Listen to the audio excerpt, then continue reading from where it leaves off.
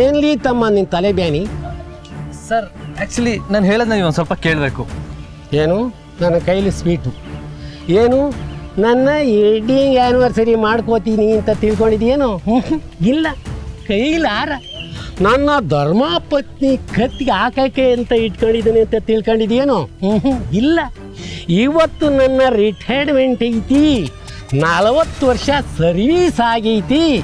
ಈಗ ನೀನು ಹೇಳ್ದಲ್ಲ ಲೈನು ಭಾರಿ ಟೆನ್ಸ್ ಹೇಳಿ ಬೇಜಾರೆತ್ತಿದೆ. ಬೇರೆ ವಿಷಯ ಏನಾರ ಇದ್ರೆ ಹೇಳಿ ತಮ್ಮ.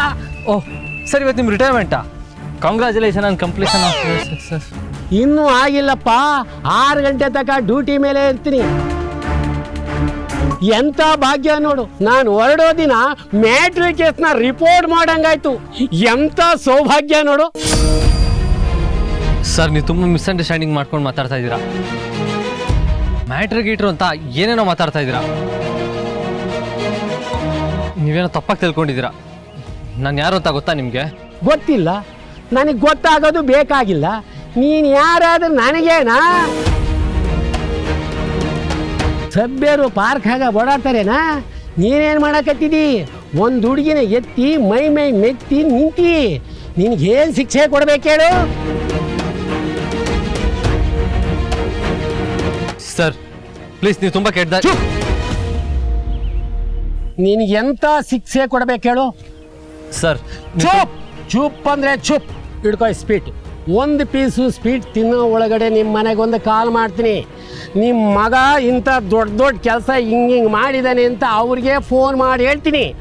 ಆಗ ಅವರೇ ಏನು ನಿರ್ಧಾರ ತಗೋತಾರೆ ತಗೊಳ್ಳಿ. ಏನಂತೀತಮ್ಮ? ಏನು ಸರ್ ಹೆದರ್ಸ್ತಾ ಇದ್ದೀರಾ? ನಾನೇ ಕಾಲ್ ಮಾಡಿಬಿಟ್ಟು ಕೊಡ್ತೀನಿ, ನೀವೇ ಮಾತಾಡಿ.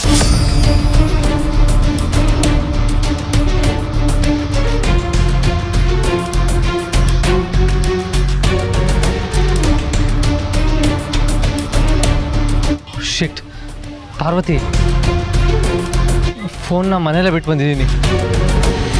ದೊಡ್ಡೇಶ್ವರೇ, ಅವ್ರ ಮನೆಗೆ ಫೋನ್ ಮಾಡಿ ಹೇಳಿದ್ರೆ ಅಷ್ಟೇ ನಮ್ಮ ಕತೆ. ನಾವು ಯಾರಿಗೂ ಹೇಳ್ದೆ ತಾನೇ ಬಂದಿರೋದು.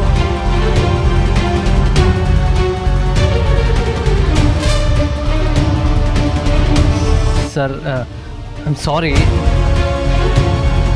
ಫೋನ್ನ ಮನೇಲೇ ಬಿಟ್ಟು ಬಂದಿದ್ದೀನಿ.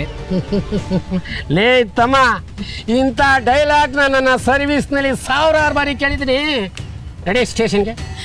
ಸರ್ ಸರ್ ಸರ್ ದಯವಿಟ್ಟು 1 ನಿಮಿಷ ಪಕ್ಕ ಬನ್ನಿ ಸರ್, ನಿಮ್ಮ ಹತ್ರ ಮಾತಾಡಬೇಕು. ಏನು ತಂಗಿ, ನಾನು ಲಂಚ ಕೊಡಕತ್ತೀಯೇನ? ಅಯ್ಯೋ ಇಲ್ಲ ಸರ್, ನಿಮ್ಮ ದಮ್ಮಯ್ಯ ಅಂತೀನಿ, ಸ್ವಲ್ಪ ಪಕ್ಕ ಬನ್ನಿ ಸರ್. ರೆಡಿ. ಏನ್ ತಮ್ಮ, ಜಾಯಿಂಟ್ ಫ್ಯಾಮಿಲಿನಾ?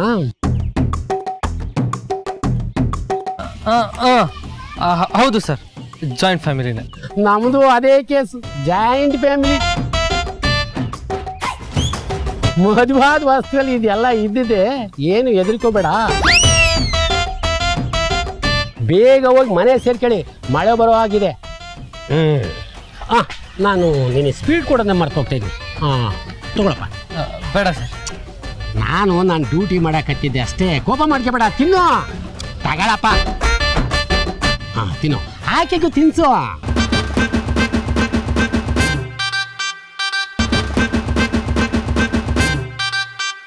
ಏನ್ಸ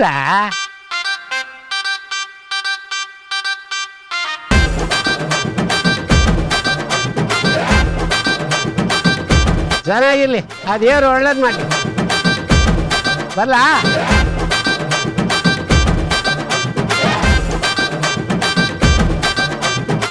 ಏನು ಮಾತಾಡ್ತಾ ಇದ್ರು?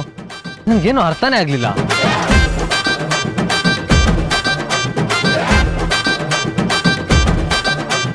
ಭಯಕ್ಕೆ ನನಗೂ ಏನೂ ಅರ್ಥ ಆಗಲಿಲ್ಲ ದೊಡ್ಡಜ್ಮಾನ್ರೆ.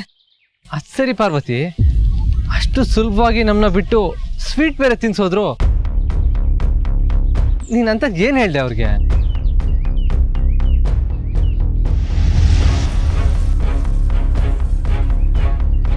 ಏನಮ್ಮ ತಂಗಿ, ಏನೋ ಮಾತಾಡಬೇಕು ಅಂದಿಲ್ಲ, ಅದೇನು ಹೇಳು. ಸರ್, ನಾನು ಅವರು ಗಂಡ ಹೆಂಡತಿ. ನೀನು ಅವರು ಗಂಡ ಹೆಂಡ್ತಿನ? ನಾನು ಹೆಂಗಮ್ಮ ನಂಬೋದು? ಸರ್ 1 ನಿಮಿಷ.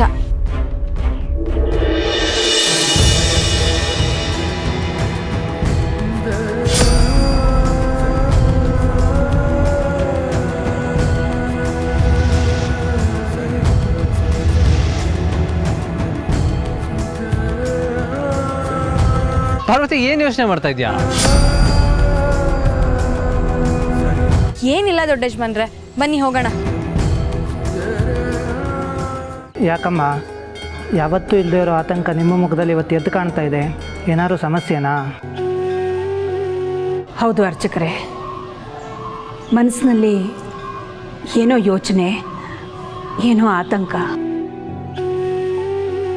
ಅದಕ್ಕೆ ಪೂಜೆ ಮಾಡಿಸ್ಕೊಂಡು ಹೋದರೆ ನೆಮ್ಮದಿ ಸಿಗುತ್ತೆ ಅಂತ ಬಂದ್ವಿ. ನಮ್ಮ ವಿಚಾರ ಆದರೆ ನಮಗಷ್ಟೊಂದು ಯೋಚನೆ ಇಲ್ಲ, ಆದರೆ ಮಕ್ಕಳ ವಿಷಯಕ್ಕೆ ಬಂದಾಗ ಅದನ್ನು ತಳ್ಳಿ ಹಾಕೋಕ್ಕಾಗಲ್ವಲ್ಲ. ಅದು ಸರಿ ಅಮ್ಮ. ಒಂದು ಕೆಲಸ ಮಾಡಿ, ಹಿಮಾಲಯಕ್ಕೆ ಪ್ರಯಾಣ ಮಾಡ್ತಾ ಇರೋ ಒಬ್ಬ ಗುರುಗಳು 2 ದಿನದಿಂದ ಇಲ್ಲೇ ತಂಗಿದ್ದಾರೆ. ಅವ್ರನ್ನೊಮ್ಮೆ ಭೇಟಿ ಮಾಡಿ ಅಮ್ಮ, ನಿಮ್ಮ ಸಮಸ್ಯೆಗೆ ಪರಿಹಾರ ಸಿಕ್ಕರೂ ಸಿಗ್ಬಹುದು.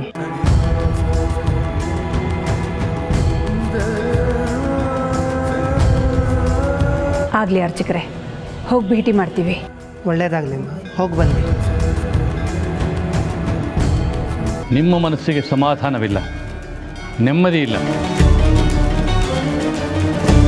ತಳಮಳ. ಅದಕ್ಕಾಗಿ ಈ ಸನ್ನಿಧಿಗೆ ಬಂದಿದ್ದೀರಿ. ಹೌದು ಗುರುಗಳೇ, ನನ್ನ ದೊಡ್ಡ ಮಗನ್ನ ಒಂದು ತಾಳಿ ರಕ್ಷೆ ಕಾಯ್ತಾ ಇದೆ ಅಂತ ನಾನು ನಡ್ಕೋತಾ ಇದ್ದ ಗುರುಗಳೊಬ್ಬರು ಹೇಳಿದ್ರು. ನೋಡಿ ತಾಯಿ, ಮಕ್ಕಳು ಮಕ್ಕಳಾಗಿದ್ದಾಗ ತಾಯಿ ರಕ್ಷೆ ಅವರದ್ದು ಕಾಪಾಡ್ತಾ ಇರುತ್ತೆ, ಪುಣ್ಯ ಫಲಗಳು ಅವರ ಮೇಲಿರುತ್ತೆ. ಆದರೆ ಯೌವನಾವಸ್ಥೆಗೆ ಬಂದ ಮೇಲೆ ಅವರಿಗೆ ಬೇಕಾಗಿರೋದು ಒಂದು ತಾಳಿಯ ರಕ್ಷೆ. ಈಗ ನಿಮ್ಮ ಭಯಕ್ಕೆ ಕಾರಣ? ಅವನ ಜೀವನದಲ್ಲಿ ಒಂದಾದ ಮೇಲೆ ಒಂದು ತೊಡಕುಗಳು ಬರ್ತಾನೇ ಇವೆ. ಬದಲಾವಣೆ. ಬಿಸಿಲು ಕಾಲ ದಾಟಿ ಮಳೆಗಾಲ ಬರುವಾಗ ಈ ಬದಲಾವಣೆಗಳನ್ನು ನಾವು ನೀವು ನೋಡಿರುತ್ತೇವೆ. ಇದು ಪ್ರಕೃತಿ ನಿಯಮ. ಒಂದು ಹಕ್ಕಿಗೆ ರೆಕ್ಕೆ ಬಲಿತ ನಂತರ ಅದು ಗೂಡಿನಲ್ಲಿ ಇರಲು ಸಾಧ್ಯವಿಲ್ಲ. ಹಾರಬೇಕು, ಹಾರಿ ಜಗತ್ತನ್ನು ನೋಡಬೇಕು, ಕಲಿಬೇಕು. ಸುಸ್ತಾದಾಗ ಗೂಡಿಗೆ ಹಿಂತಿರುಗಬೇಕು. ನಿಜ ಗುರುಗಳೇ, ಮಕ್ಕಳನ್ನ ಜೋಪಾನವಾಗಿಸೋ ಜೀವ ಇರಬೇಕು, ಅದೇ ನಮ್ಮ ಆಸೆ. ಅದು ಪ್ರಕೃತಿ ಅಲ್ಲವೇ? ಒಂದು ಹನಿ ಮುತ್ತಾಗುವವರೆಗೆ ಕಾಪಾಡುವ ಚಿಪ್ಪು, ಒಂದು ಸಸಿ ಗಿಡವಾಗುವವರೆಗೆ ಕಾಪಾಡುವ ಭೂತಾಯಿ, ಒಂದು ಮಗು ಹುಟ್ಟುವರೆಗೂ ಹೊರುವ ತಾಯಿಯ ಗರ್ಭ.